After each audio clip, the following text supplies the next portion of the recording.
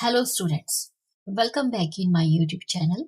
Students, if you are new to my channel, please subscribe my channel and hit the bell icon so you get the latest notifications timely. So students, today's topic is meaning and concept of flow of funds. So let's get start the video. तो students flow of funds क्या है? पहले तो हमें ये पता होना चाहिए कि फ्लो का क्या मतलब है. तो स्टूडेंट्स, फ्लो मीन्स मूवमेंट. कोई चीज आ रही है, कोई चीज चल रही है, जा रही, दैट इज कॉल्ड फ्लो. जैसे कि आपने पानी को देखा है, पानी किस तरह से फ्लो करता है. और फ्लो मीन्स मूवमेंट्स. कोई चीज आ रही है, कोई चीज जा रही है. और फ्लो का मतलब क्या है? इसमें हमारी दो टर्म्स इंक्लूड होगी, inflow and outflow. Means what is incoming and what is out going. जैसे कि पैसा आप देख लीजिए, पैसे का इनफ्लो भी रहता है और वही जो पैसा हमें आ रहा है, कहीं ना कहीं हम उसे यूटिलाइज करते हैं, आगे पे करते हैं. तो it is called flow of funds. तो फ्लो का क्या मतलब है? फ्लो मीन्स मोमेंट एंड, और फ्लो में हमारी दोनों टर्म्स आएंगी, जैसे कि inflow and outflow. The term flow of funds mean transfer of economic values from one asset of equity to another. तो flow of funds का क्या मतलब कि हमारी जो एसेट्स की जो भी इकोनॉमिक वैल्यूज है, वो एक एसेट से वो दूसरी एसेट में ट्रांसफर होती है. Flow of fund is said to have taken place when any transaction makes changes in the amount of funds available before the happening of the transaction. तो flow of fund कब होता है? जब किसी transaction की वजह से हमारे फंड्स में किसी भी तरह का कोई चेंज आता है, उसे हम कहते हैं फ्लो ऑफ फंड्स. मीन्स अगर कोई ट्रांजेक्शन हुई, जितना बैलेंस हमारे पास पहले था, अगर वो इंक्रीज हुआ तो it is called flow of funds. अगर इंक्रीज हुआ तो भी ये फ्लो ऑफ फंड है. अगर किसी ट्रांजेक्शन की वजह से हमारा जो बैलेंस है कम हो जाता है, डाउन होता है, तो it is also called flow of funds. तो flow of funds mean inflow and outflow. If the effect of transaction results in the increase of fund, it is called source of fund. अगर किसी transaction की वजह से हमारी जो funds है, हमारा जो बैलेंस है, हमारी जो अमाउंट है, अगर उसमें किसी भी तरह का इंक्रीज होता है, तो इसे हम कहते हैं सोर्स ऑफ फंड्स. लेकिन अगर किसी एक ट्रांजेक्शन की वजह से हमारे जो फंड्स पहले थे, उस ट्रांजैक्शन से पहले, अगर उस ट्रांजैक्शन से के होने पे हमारी जो बैलेंस है, अमाउंट है, जो फंड्स हैं, वो कम हो जाते हैं, डिक्रीज हो जाते हैं, तो उसे हम कहते हैं एप्लीकेशन ऑफ फंड्स. मीन्स हमने अपने फंड्स को कहीं ना कहीं यूटिलाइज किया है, कहीं इन्वेस्ट किया है, कहीं एम्प्लॉय किया है, इसीलिए हमारे फंड्स कम हुए हैं. Further, in case of transaction does not change funds, it is said to have not resulted in the flow of funds. अगर कोई ट्रांजेक्शन होती है, लेकिन उस ट्रांजेक्शन का रिजल्ट क्या है कि हमारे जो फंड्स थे एज इट इज हैं, जैसे पहले थे वैसे सेम बैलेंस अभी है ट्रांजेक्शन के बाद, तो इसका क्या मतलब है कि फ्लो फंड्स हुआ ही नहीं. According to the working capital concept of funds, तो हमारा जो working capital concept of funds है, ये क्या कहता है कि फ्लो ऑफ फंड्स का एक्चुअल में मतलब क्या है? हमारी वर्किंग कैपिटल में किस तरह की मूवमेंट हो रही है फंड्स की. अगर हमारी वर्किंग कैपिटल चेंज हो रही है तो that is movement of funds, चाहे वो इंक्रीज में है, चाहे वो डिक्रीज में है. If any transaction results in the increase in working capital, it is said to have source or inflow of funds. अगर किसी ट्रांजेक्शन की वजह से हमारी जो वर्किंग कैपिटल है वो इंक्रीज हो रही है, तो वो क्या है? सोर्स और inflow of funds. Means working capital बढ़ रही है, आपका कैश बैलेंस बढ़ रहा है, सपोज आपके डेटर्स बढ़ रहे हैं, कोई क्लोजिंग स्टॉक बढ़ रहा है. मीन्स जो भी वर्किंग कैपिटल करंट एसेट्स है, अगर उनका बैलेंस किसी ट्रांजेक्शन की वजह से इंक्रीज हो रहा है, तो इट मीन्स आपके पास पैसा आ रहा है, आपका सोर्स ऑफ फंड्स जो है वो इंक्रीज हो रहा है, आपका इनफ्लो फंड्स इंक्रीज हो रहा है. सेम वे, अगर किसी ट्रांजैक्शन की वजह से आपकी जो करंट एसेट्स है, अगर वो कम हो रही है, अगर वो डिक्रीज हो रही है, मीन्स आपकी वर्किंग कैपिटल कम हो रही है. तो इसका क्या मतलब है? It is said to be an application और आउटफ्लो फंड्स. तो इसका मतलब सिंपल सा है कि आपका जो फंड है वो कहीं जा रहा है, उसकी एप्लीकेशन हो रही है, उसका यूजेज हो रहा है, उसका एम्प्लॉय हो रहा है। तो इट इज कॉल्ड एप्लीकेशन और outflow funds. Next is rule. तो स्टूडेंट्स, फ्लो फंड कब होता है?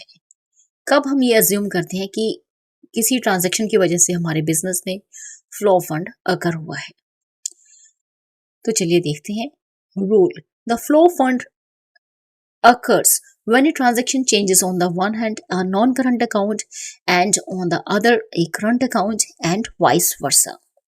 तो स्टूडेंट्स, फ्लो फंड का एक सिंपल सा रूल है कि अगर आपके बिजनेस में कोई भी ट्रांजैक्शन हो रही है तो उसमें हमारे जो दो अकाउंट्स इन्वॉल्व होंगे वो दोनों ही एक दूसरे के ऑपोजिट होना चाहिए। मीन्स अगर आपका एक नॉन करंट अकाउंट है तो दूसरा आपका करंट अकाउंट होना चाहिए। अगर एक करंट अकाउंट है तो दूसरा नॉन करंट होना चाहिए। मीन्स दोनों सेम कैटेगरी के अकाउंट बिल्कुल नहीं होने चाहिए। करंट अकाउंट्स अगर दोनों हों तो हमारा फ्लो फंड्स अगर नहीं होगा। अगर दोनों हमारे नॉन करंट अकाउंट होंगे तो भी हमारा फ्लो फंड अगर नहीं होता है। When a change in a non-current account, अब नॉन करंट अकाउंट हमारे कौन से होंगे जो कि करंट अकाउंट नहीं होते? For example, fixed assets, long term liabilities, reserves and surplus, fictitious asset is followed by a change in another non-current account. It does not amount to flow of funds.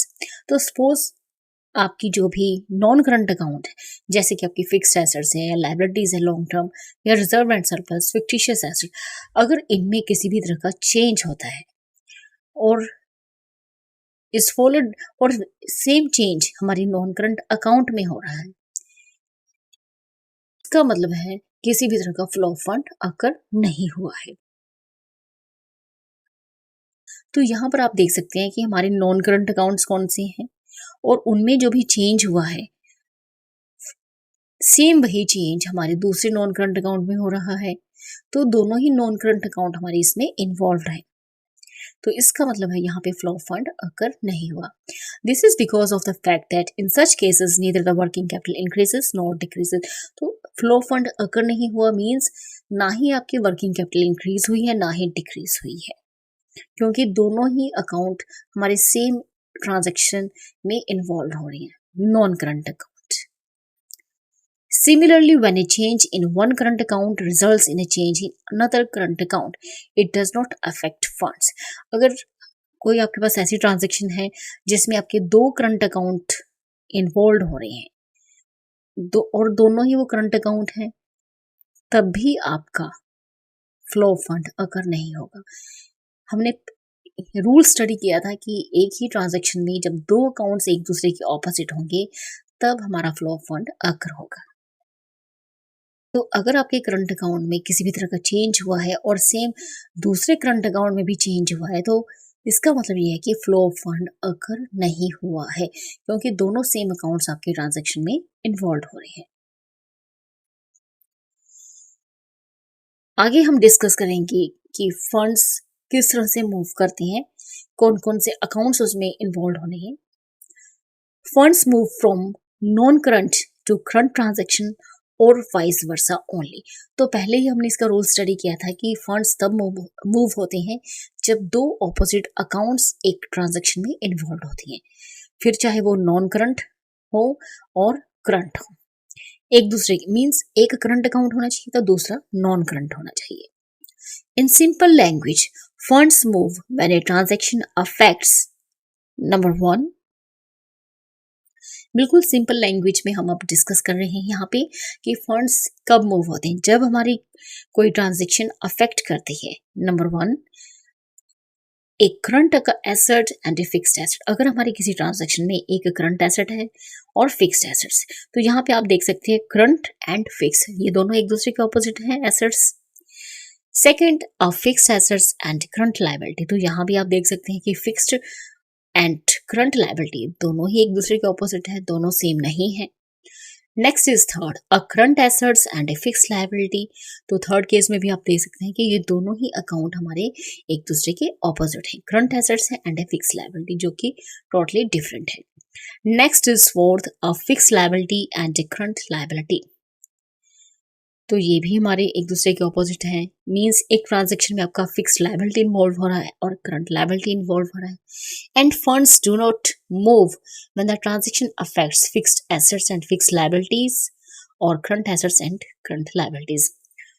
तो funds हमारे तब move होते हैं जब एक transaction में दो opposite accounts involve होते हैं। Funds do not move when the transaction affects fixed assets and fixed liability or current assets and current liabilities. तो लास्ट में हमें बताया गया है कि ये फंड्स मूव कब नहीं होती, जब किसी ट्रांजैक्शन में हमारे फिक्स्ड एसेट या फिक्स्ड लायबिलिटीज इन्वॉल्व हो, दो सेम कैटेगरी के अकाउंट्स इन्वॉल्व हो और current assets and current liabilities involve हो, तब हमारी जो है फंड्स मूव नहीं करते हैं।